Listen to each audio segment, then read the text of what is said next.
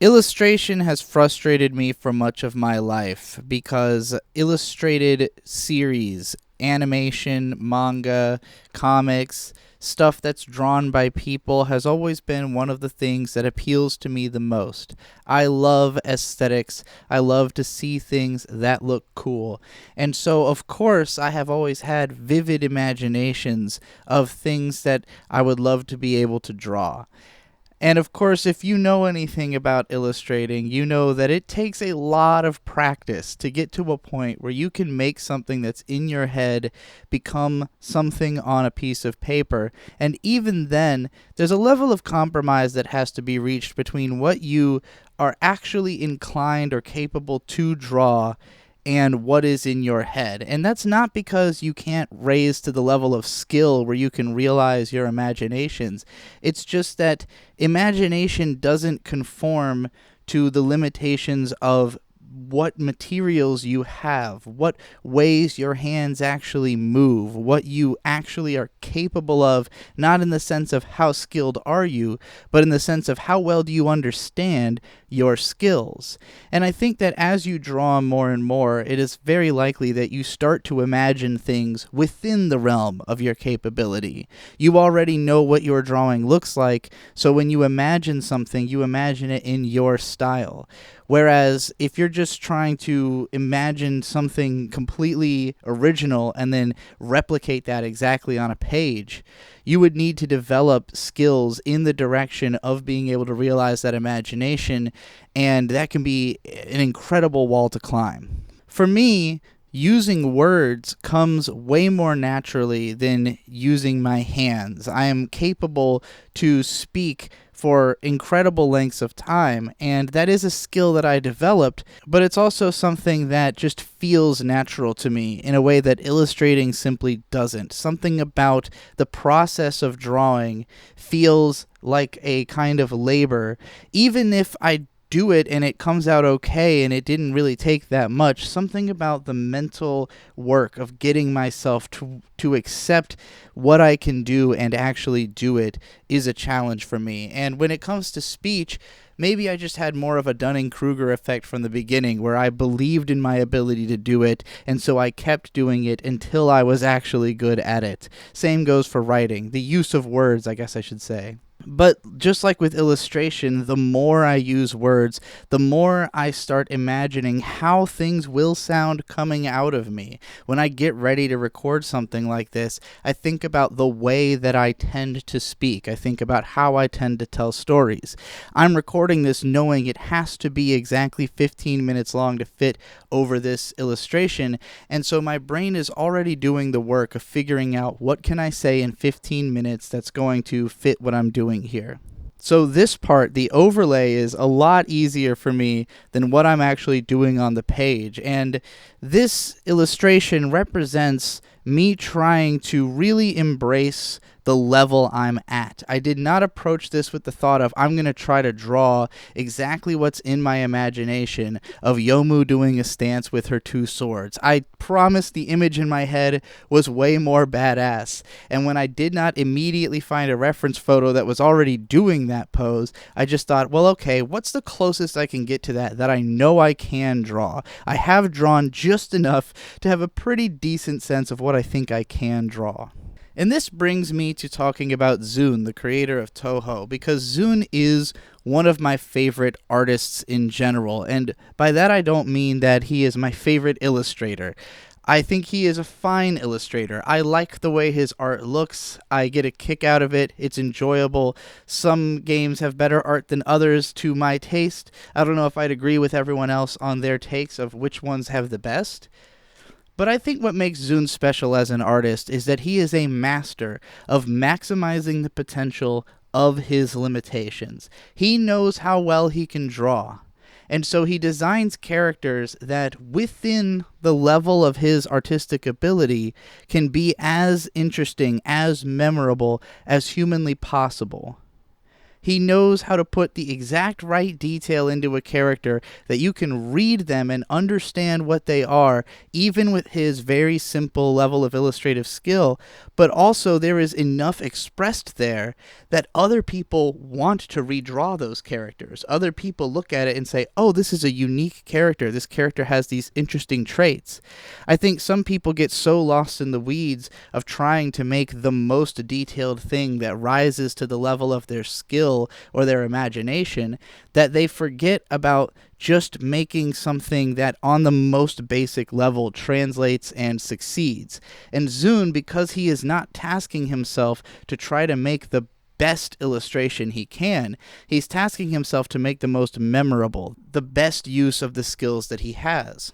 And I think you can see this going through every part of how he does things. Like the music in his games, instrumentally, is nothing all that special because I don't think ZUN can play instruments. Maybe he can play the piano, but he is really only capable of making arrangements in a computer space of notes. And so instead of trying to make music that sounds perfect, he makes music that is arranged as best he can. And he really makes these dense and complicated arrangements, and he uses all of his knowledge. Everything that he finds interesting about music, he pours into those arrangements. And so then other people take that and they say, oh, well, I can make the drums in that really pop. I bet I could turn that into a cool guitar riff. I bet I could make that sound like a whole symphony, because the building blocks are there to realize it to the furthest extent it could be realized. And again, if he really did have access to every imaginable instrument, I think it would be easy to get distracted from the core values of what he's trying to convey through the music. Even when it comes to the games themselves, making shmups is really difficult, but not for the same reasons other games are difficult. It's not that they're incredibly hard to program or incredibly hard to design, like in terms of graphics. It's that they require a lot of thought in terms of where things are placed. Very similarly to ZUN's music, it's about the arrangement of elements. Hell, similarly to his illustrations, they are about how each of the things that are included are arranged and not about how well they are portrayed.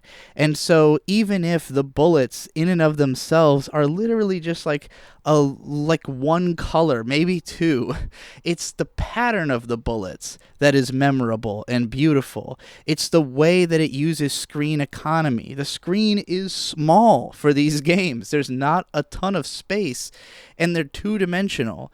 And yet they are some of the most visually memorable games if you've played through them enough to get to the parts where you see the really awesome arrangements of bullets, because that's the goal, is to make something that's memorable and interesting and that really pushes what he can do to the limit. In my illustrating Konpaku Youmu here, I know that I can't do anything anatomical. I know I can't do foreshortening. I know that I cannot make it look pretty or detailed. What I can do is draw a comprehensible silhouette, and I can do it from the side angle view so I don't have to worry too much about depth. I have a few elements that overlap one another to convey some sense of depth. I don't know how to do shading. I don't know how to do anything more advanced. I can just get it to a level where it's recognizably Konpaku Youmu doing a stance with her two swords. It doesn't look realistic in any sense, but you can understand what's happening in this illustration if you know who the character is and you understand the arrangement of the elements. You can tell that her arm in the background is in the background because her chest is in front of that arm. You can tell that the arm in the foreground is in the foreground because it is overlapping the rest of her torso, and likewise the sword she's holding in her left hand is overlapping the sword in her right hand. All of that gives a sense of her body having dimensionality, even though it's drawn as flat as a goddamn pyramid, as drawn about as flat as a hieroglyphic. This is a borderline hieroglyphic tier illustration. of Yomu. But you know why hieroglyphics are still beloved and fascinating? Because they convey just enough information that you can look at it and go, oh yeah, I get what's happening there. That's the level they were trying to get to. It wasn't about how do we make the most detailed illustration. It was about conveying meaning through marks. Now, I realize it sounds like I'm bigging up my illustration here that I think is at best mid, at worst terrible. But, this is the extent of my ability. This is the coolest drawing of Konpaku Youmu that I have in me at this moment. And whether you love it or hate it, whether you think it's okay, passable, or just like utter dog shit, a cute, modest effort from a novice, I'm looking at the wall of reference material I've got from searching on Ecosia, and, all of it is fantastic. It's all tremendously better. It's all tremendously more detailed, more interesting, more dynamic, just better in every way that it could be. But none of it is this illustration. And so I still feel somewhat a sense of pride that I did draw an original drawing that has some kind of conveyance, has some kind of meaning, and can serve a purpose, even if that purpose is just to be the visual component of me ranting something way more interesting than the illustration itself. This is how I can justify a channel about learning to draw and drawing things. I can't really make videos that are longer than 15 minutes on some of these new channels that I'm creating because I can only use the same phone number for a couple of new YouTube channels a year, and you have to have a channel verified through phone number to have over 15-minute videos. It's stupid. If you don't know, I'm currently in a project to create 100 YouTube channels that are all active at the same time. I know it's madness, but it's what I'm here to do. And several people suggested, why don't you make a channel about learning to draw, about your own illustrations? And I thought, well, I can do that, but the point of it cannot be just the illustrations, because I don't think they're interesting enough to carry a channel. But however, me talking about the process, me philosophizing about it, and maybe talking about other artists in the meantime could make it interesting YouTube content. And if I don't do it for YouTube content, I'll never teach myself how to draw any better than I can right now. At present, my favorite thing to draw is storyboards that I expect someone else to do better. Like, if I draw a storyboard, which the fun thing about storyboarding is that you really only need the essential elements because the point is that someone else is going to turn it into a fully realized product. So I can use art on this level to tell a story that even if a lot of people wouldn't find it interesting because they want to see something higher quality in terms of artistic skill, at the very least, when I give the storyboard to that person, by our powers combined, we can make a fully realized story. And you'll see that when Mint Salad is done with the comic we've been working on, Prickly, that I storyboarded and that she has almost finished completely illustrating and doing all the color work and everything else. So it's not like I've never drawn anything, and in recent times I have done some storyboards that I am quite proud of, but the level of my illustrative art is rather low, and a big part of that is because I don't completely understand what I'm trying to do when I illustrate. And that's what I think the learning process is for me. It's not as much about technique as much as it is about what do I want to do with illustrations that is in the wheelhouse of possibility for me, and how can I better realize that.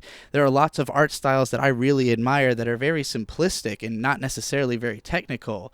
And so it's not that I'm trying to be as technically good as I could be, it's that I'm looking for a style that will satisfy me, that I'll feel good about what I illustrate, and that when I continue drawing in that style, then I'll think, oh, this is cool, people can recognize that this is me and maybe find that interesting. Which is how I feel about ZUN's art, and why I am looking to him as sort of a role model in this regard, someone who draws characters that are memorable even in their simplicity, that you can replicate even if you're not very good at art, and you can still tell who it is. Anyways, that's it for this episode. Thank you for watching, and subscribe if you want to see more. I'll probably post these once every other week, so it's not going to be like a super frequent series, but you can find links to some of my other channels in the descriptions. Thanks for watching, and I'll see you in the next one.